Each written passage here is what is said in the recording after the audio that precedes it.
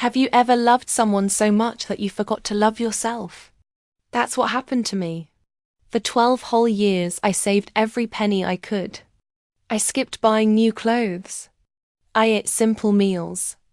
I even stopped going to the doctor when I should have gone. All because I wanted to help my granddaughter go to college. But then something happened that changed everything. She laughed at my gift in front of all her friends. She made me feel small and worthless. And that's when I discovered the truth. She was just pretending to love me to get my money. What I did next surprised everyone, including myself. Before I tell you what happened, please hit that subscribe button and leave a comment telling me where you're watching from. I love hearing from you. My name is Helen Carter. I'm 72 years old. I live alone in a small house in a tiny town in Vermont. For most of my life, I've been quiet. I never asked for much. I painted pictures, listened to birds singing, and loved my family more than anything. The person I loved most was Emma. That's my granddaughter. I basically raised her when she was little. My daughter Sarah had Emma when she was very young. Sarah worked 2 jobs and barely had time to breathe. So Emma stayed with me. Those were the happiest days of my life. Emma and I did everything together. We made art with our fingers in the kitchen. She rode her little bike in our driveway. We picked flowers from the yard and put them in old jars. She called me Nana, not Grandma, not Granny, just Nana. When Emma was little, I was her best friend. I was her whole world. But then she grew up. Things changed. She got a phone and spent all her time on it. She stopped painting with me. She stopped visiting unless she needed something. The little girl who used to hug me every day became a teenager who barely looked at me. But I kept loving her. I never stopped. For 12 years, I did something special. Every single month, I put money aside for Emma. I knew she wanted to go to art school in California. It's a very expensive school. The cost is crazy. But I believed in her dream. I saved money in secret ways. When I got birthday cards with money inside, I saved it. I bought cheaper food at the store. I stopped taking some of my medicines to save money. Every dollar went into a special bank account just for Emma. Even though she had stopped painting years ago. Even though she never talked about art anymore. Even though she barely visited me, I still believed in her. For Emma's 18th birthday, I wanted to give her something really special. Not just money. I wanted to remind her of who she used to be. I wanted to remind her of the times when we were close. So I painted her a picture. But not just any picture. I spent weeks on it. Every single brush stroke was filled with love. Painted the old swing in our backyard. The one she loved when she was 5 years old. I painted Max, our golden dog who died when Emma was 10. I painted the yellow flowers that grew outside her window every spring. And above everything, I painted a beautiful soft sky. I wrapped it carefully in brown paper. I tied it with a white ribbon. I put a card inside that said, "I hope your future is as bright as the little girl you used to be." When I put it in my car, my heart was so full. I imagined Emma's face when she opened it. I imagined her smiling, maybe even crying happy tears. I imagined her hugging me. Tight, I was so wrong. The birthday party was nothing like the parties I used to throw for Emma. Those were simple backyard parties with homemade cake and paper decorations hung with tape. This party was fancy. Sarah had spent a lot of money. There were white tables under a huge tent. There was fancy food everywhere. There was a DJ playing music. Emma had a whole table just for presents, stacked high with expensive-looking gifts. Everything looked rich and shiny. Everything except me. I stood there in my old grey sweater, holding my painting like it was made of glass. Nobody really noticed when I arrived. That was okay. I wasn't there for them. I was there for Emma. Emma wore a tight pink dress and very high heels. She moved from table to table, laughing loudly and taking pictures with her friends. They barely looked at me when I walked past. Finally, Sarah saw me. She gave me a fake smile. "Oh, you made it," she said. Like I was a distant relative and not the woman who helped raise her daughter. I tried to give her the gift. "Where should I put this?" "Just put it with the others," she said, already turning away. But I didn't. Something told me to wait. I wanted to give it to Emma myself. I needed to see her face when Emma finally started opening presents. Everyone gathered around. People held up their phones to record. She ripped through the boxes fast. Designer bags, cash, headphones, gift cards. Then she reached mine. I saw her pause. My wrapping wasn't fancy like the others. It was simple. Homemade. "Oh, this one's from my nana," she said, forcing a smile. She unwrapped the paper slowly. She opened the box. She pulled out the painting silence and she laughed. Not a nice laugh. A mean laugh. "Are you serious?" she said, holding it up like it was a joke. "A painting? That's it. I guess this was cheaper than buying a real gift." The kids around her started giggling. Someone said, "That's so random." Sarah glanced at me with an uncomfortable look but said nothing. She didn't defend me. She didn't stop them. I stood there frozen. My hands felt useless at my sides. My heart was breaking into pieces. "It's sweet, I guess," Emma said with a shrug. Then she put the painting down, leaning it against the table like it was garbage. Like it meant nothing. Everyone moved on to the next present. No one looked at me. No one asked if I was okay. That's the thing about being old and quiet. People forget you have feelings. They forget you can hurt. I turned around and walked back to my car. Every step felt heavy, like I was dragging years of love and sacrifice behind me. When I got to my car, I sat in the driver's seat. I didn't turn on the engine. I didn't drive away. I just sat there, staring at my hands on the wheel. A tear fell down my face and landed on my wedding ring. That's when I realized something important. That painting was the truest thing I had to give. It was my heart on canvas. And she didn't see it. None of them saw it. But I would never forget what happened that day. Never. When I got home that night, I didn't turn on the lights. I just walked into the kitchen and stood there in the dark. The house was so quiet. No laughter. No music. No voices. Just silence. I made a cup of tea and sat at the kitchen table. This was the same table where Emma used to do homework. The same table where she used to sit and ask me what colors to use in her drawings. I looked at the corner where I painted. My easel was empty. My paints were dried out. I hadn't painted anything since I finished Emma's gift. That painting took me weeks. My wrists hurt. My eyes got tired. I stayed up late at night thinking of what to add next. I put my whole heart into it, and she called it cheap.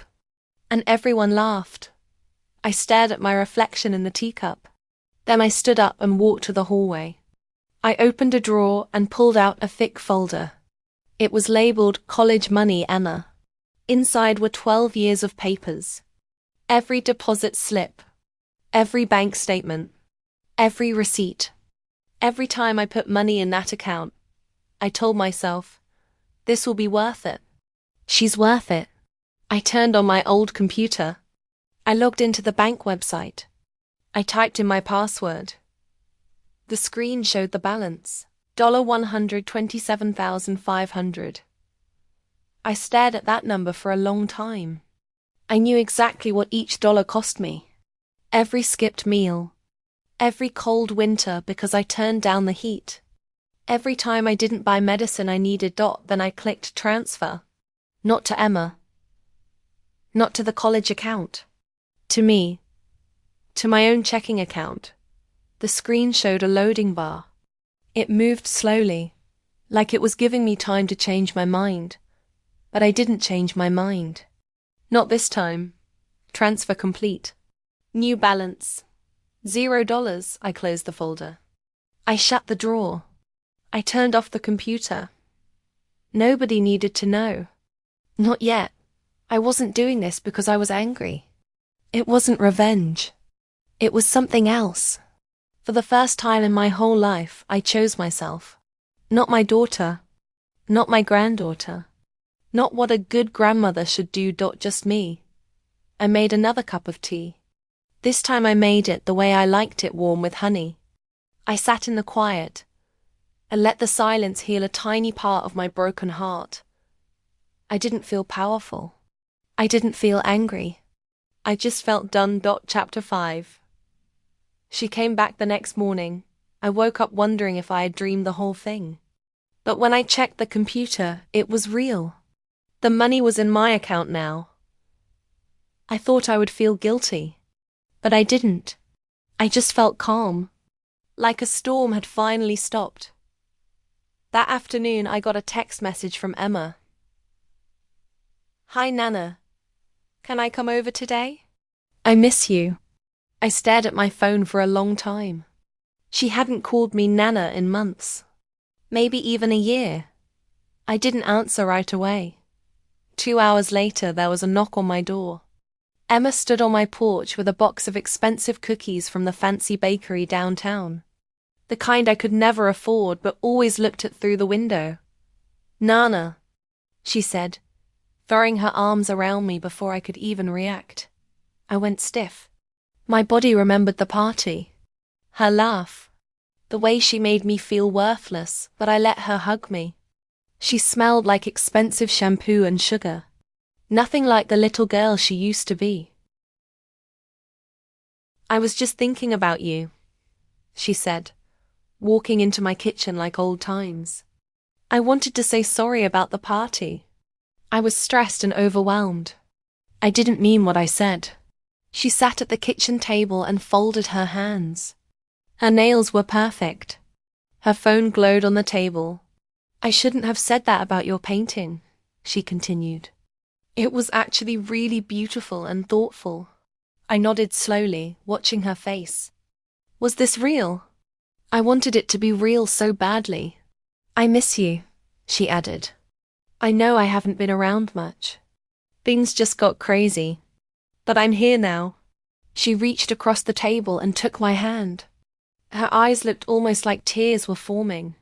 I've been thinking about college, she said quietly. About art school. I know the money situation is complicated now, but I just want us to be close again. I'm not here for money, Nana. I promise. I just miss us. Her words wrapped around me like a warm blanket. Soft. Familiar. Comforting. Maybe I had been too hard on her. Maybe the shame from the party had taught her something. Maybe she was growing up. After all, she was young. Young people make mistakes. I made mistakes when I was young too. I'll think about things, I told her gently. But I'm glad you're here. She smiled. That big smile. The same smile from when she was 7 years old and used to draw me pictures of rainbows. We ate cookies together. She stayed for dinner. She helped me wash the dishes. She even asked about my painting. She brought up old memories, the swing, our dog Max. The flowers. My heart started to believe again. Started to hope. That night, I opened the college fund folder again. I didn't transfer anything back, but I thought about it. I thought about it more than I wanted to admit. Maybe I was wrong about her. Maybe she really had learned. Maybe she really did miss me. Or maybe I just wanted her love so badly that I was willing to believe anything. It was a Tuesday afternoon. A normal day. Nothing special. The sky was cloudy and grey. Emma had come over that morning with her laptop. She said she needed help printing some papers for a scholarship. I've always been good with computers, even though I'm old.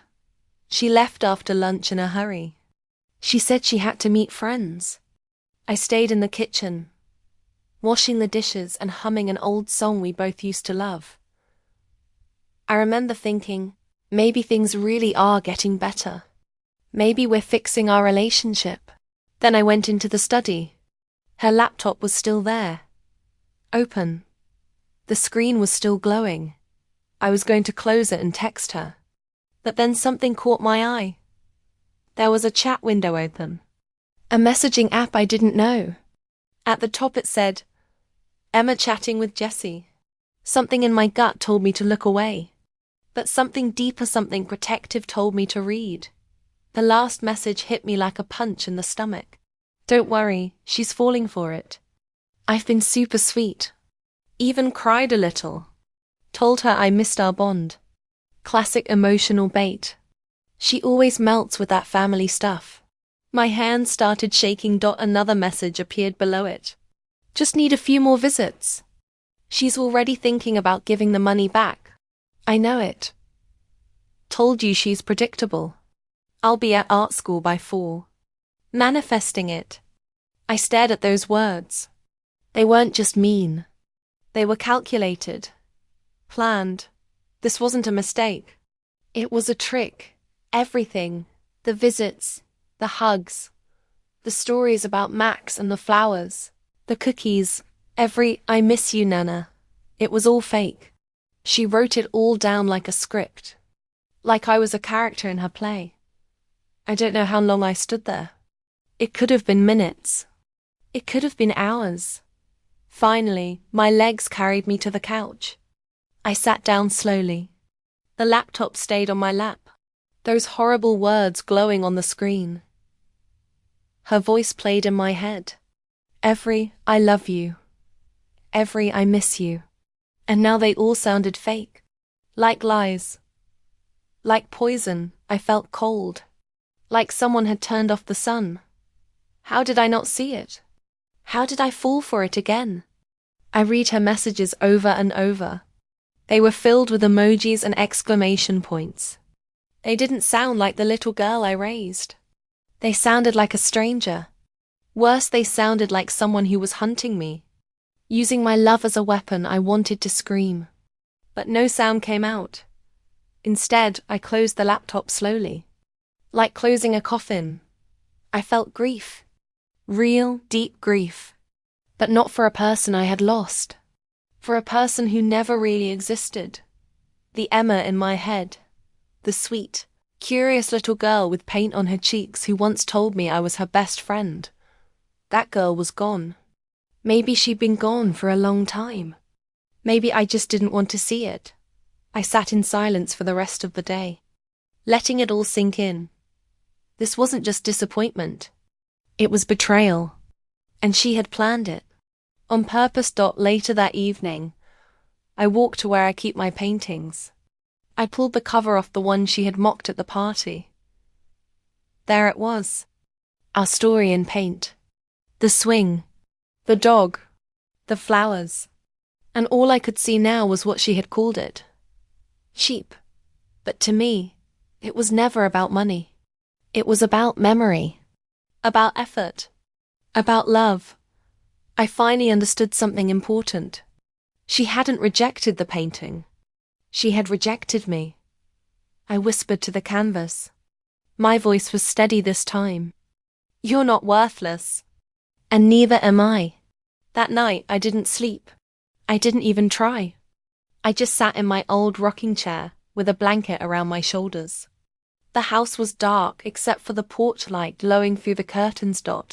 It's strange how quiet pain can be. It doesn't always scream. Sometimes it just sits next to you, breathing at the same time as you, waiting for you to notice it. I kept hearing her words in my head. She always melts with that family stuff. I thought about all the times I had melted. When Sarah yelled at me and called me annoying, I let it go. When Emma stopped visiting, I told myself she was just busy. When they forgot about me on holidays, I baked cookies and brought them over anyway. I melted because love made me soft, because I believed in forgiveness and loyalty and second chances. But now I saw the truth. I had spent my whole life giving away pieces of myself, so nobody would leave me. I gave and gave until there was nothing left. And then I gave more. And for what? So my granddaughter could laugh at me behind my back. So I could be tricked into giving away my life savings like some stupid, lonely old woman. I felt anger that night. Not loud anger. Not the kind that breaks things. It was quiet anger. The kind that makes you see clearly. The kind that shows you who you've become and who you're done being. Around 3 a.m., I got up. I walked to the painting she had called cheap. I stood in front of it for a long time. The memories on that canvas didn't hurt anymore. They weren't bruises. They were proof. Proof that I had loved. That I had given my best. That I had been real even when they weren't. "You're not going in a closet," I whispered. "Not anymore." I meant it. I grabbed an old camera I hadn't used in years. I took a picture of the painting. Then I sat at my desk and turned on my computer. I found an online group for older women artists. A quiet corner of the internet where people posted their work and shared stories and encouraged each other. My fingers shook a little. But I uploaded the photo in the caption box. I wrote, "This painting was called cheap by someone I love. But it was painted with everything I had left. Every brush stroke is a memory. Every color is a piece of my heart. Maybe it's not enough for some people, but it was everything to me." I clicked post. I didn't expect much. Maybe a few likes. Maybe 1 or 2 nice comments. But I wasn't doing it for attention. I was doing it to finally use my voice. I left the computer on.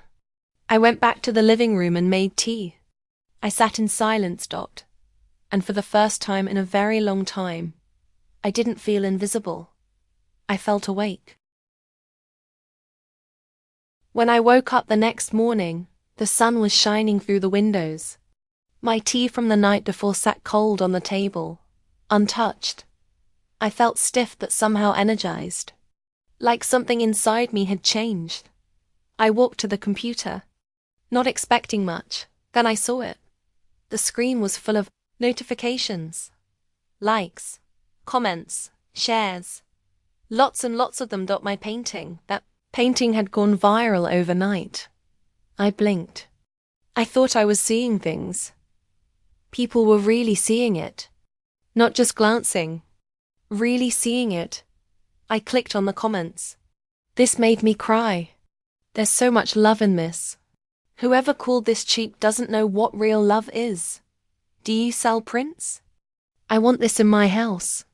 Please, tell me you have a gallery somewhere. I need to see more of your work.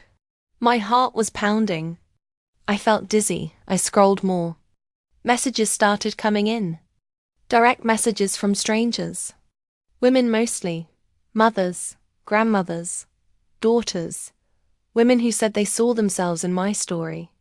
That they'd been called too sensitive, or too giving, or too soft.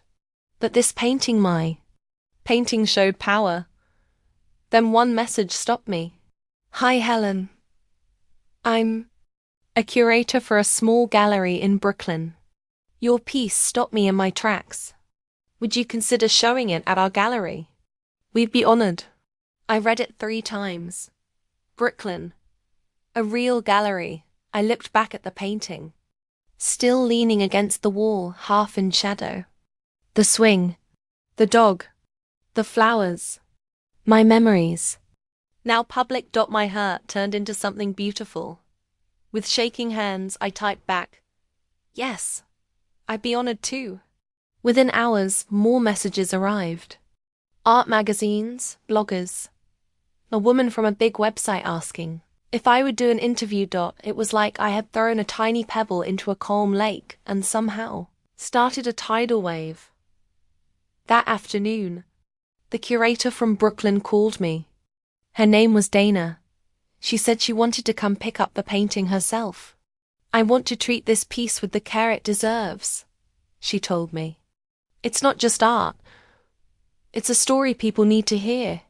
She asked what I wanted to call it. I thought for a moment. Then I smiled. "Call it the rejected gift." Dana paused, then said, "Perfect." After we hung up, I sat at my kitchen table and let it all wash over me. This wasn't about revenge. It wasn't even about Emma anymore. It was about me taking back the parts of myself I had given away too easily. It was about taking what they dismissed and turning it into something beautiful. That night, I didn't just sleep. I dreamed in color. I dreamed of light. I dreamed of finally being seen. 2 weeks later, I stood in the middle of a bright gallery in Brooklyn. My hands were shaking as people walked around, looking at my painting. Really looking at it. Studying it. Some stood there for minutes, not moving. My painting hung on a clean white wall. Simple frame. Soft lighting. It looked powerful, not because of my skill, but because of the story. My story. The sign next to it read, "The Rejected Gift" by Helen Carter. I stared at that little sign for 5 whole minutes. My name, on a gallery wall. Dana came up beside me. "We had over 300 people come to the opening," she whispered. "This is the most attention we've gotten all year." I couldn't believe it. She smiled. "And there's more. Come with me." She led me to her office in the back. On the desk was a printed email. A private art collector in Manhattan wanted to buy the painting for $20,000. I stared at that number. It didn't feel real. "You don't have to sell it," Dana said softly. "But if you do, this money could fund a new studio, travel, art supplies, whatever you want. You have something rare, Helen. A true voice." My lips trembled. For so long, I thought my voice didn't matter, that my heart was a burden, that all I was good for was helping other people's dreams come true. But here, now, my pain had value. My truth was worth something. I nodded. "Tell him yes." We made it official that day. I signed my first real artist contract. My hand was shaking so much I could barely hold the pen. Dana took a photo of me standing in front of the painting before it was sold. "Smile like you mean it," she said. And I did. For the first time in years, I really meant it. Back home in Vermont, things felt different. The air felt lighter. Sarah called once. Out of nowhere. She said she heard my painting was getting some attention. No apology. No congratulations. Just curiosity. I didn't give her the details. Then Emma showed up. She didn't call first. She just knocked on the door one afternoon. She looked tired. Her eyes were red like she'd been crying. I almost didn't open the door. But I did. "Can we talk?" she asked. I stepped aside and let her in. We sat at the same kitchen table where she used to eat cereal in her pajamas, where I helped her with school projects, where she once told me I was her favorite person in the whole world. She folded her hands and looked at me. "I saw the painting," she said. "Online. People are talking about you. About it." I said nothing. She hesitated. I wanted to say sorry again. I raised my eyebrows. "For what? The birthday party?" "For that. And for everything else." I stayed quiet. She looked down. Her hands were fidgeting. She wasn't crying. Just waiting. "I messed up, Nana. I was stupid and selfish. I took you for granted. But I want to fix things." I leaned back and crossed my arms. "What do you mean by fix things?" She swallowed. "I mean, I still want to go to art school. And maybe, if things are different now, maybe you could." There it was. The truth bleeding through the apology. Still chasing the money. Still chasing me. But now I wasn't chasing back. I stood up. She looked up at me, confused. I didn't shout. I didn't cry.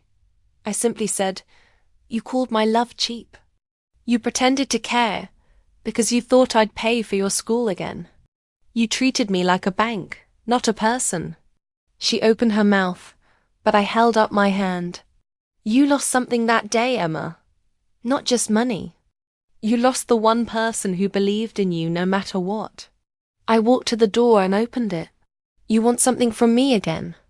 Earn it. She stood up slowly. Her lips pressed into a thin line. Pride hurt. I didn't expect a hug. I didn't get one. She walked out without saying another word, watched her get in her car and drive away. And I closed the door alone, but finally whole. A week passed. I didn't hear from Emma. Not a text. Not a call, and you know what? The silence didn't hurt. It felt clean, like making space for something better. Then one morning, Sarah showed up. She didn't knock. She just barged in like she owned the place. Her heels clicked loudly on my floor. Her hair was perfect. Her jacket looked expensive. Her face looked angry. I just came from Emma's, she said. No hello. No greeting. I took a sip of my coffee and waited. She's crying. She says you humiliated her. That you made her feel like garbage. That you're throwing her away over a painting. I said nothing. She told me about the money.